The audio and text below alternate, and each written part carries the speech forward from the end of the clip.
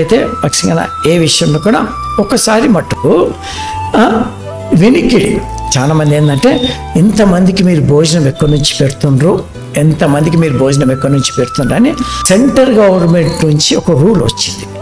ఏమొచ్చిందంటే కొంతమంది intelligence officer, ఏ ఆఫీసర్లు అంటే నా మట్టుకు అనుకుంటా సిబిఐ లేకుంటే పెద్ద పోస్ట్ వాళ్ళే పంపిస్తూ వచ్చిండ్రు ఆ రోజుల్లో.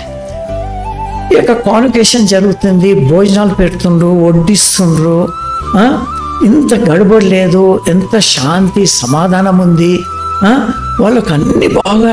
అసలు డబ్బులు ఎక్కడి నుంచి వస్తున్నావు, వాళ్ళ ఆఫీసర్లు అంతా కొంతమంది వచ్చి సిస్టర్ దాంట్లో సిస్టర్స్, బ్రదర్స్ దాంట్లో బ్రదర్స్, కొంతమంది వాక్యం ఏంటుండ్రు చూస్తుండ్రు, వాళ్ళ మైండ్ మొత్తం ఏంది ఎక్కడి నుంచి, వేర్ ఇస్ మనీ అనమాట, ఎక్కడి నుంచి వస్తుంది డబ్బు అంతా అని వాళ్ళ ఇంటర్వ్యూ వాళ్ళు సిస్టర్ దాంట్లో బ్రదర్ దాంట్లో వాళ్ళు ఉండి చెక్ చేసిండ్రు.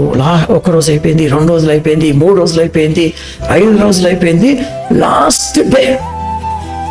లాస్ట్ డే వాళ్ళు వచ్చి మేము ID card, we are from CBI department, మేము నీ రూమ్ ఒక్కటి చెక్ చేయాలి, అన్ని చెక్ చేసినామని చెప్పుకోవచ్చు.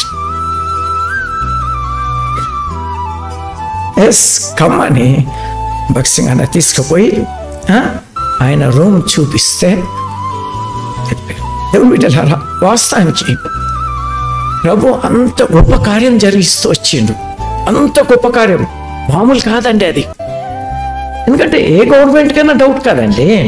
1 రోజు అంటే 2 రోజులు అంటే వేరే మాట, 11 రోజులు అన్ని వేల మంది, ఇంత చిన్న కేసు లేకుంటే ఏమవుతుందండి?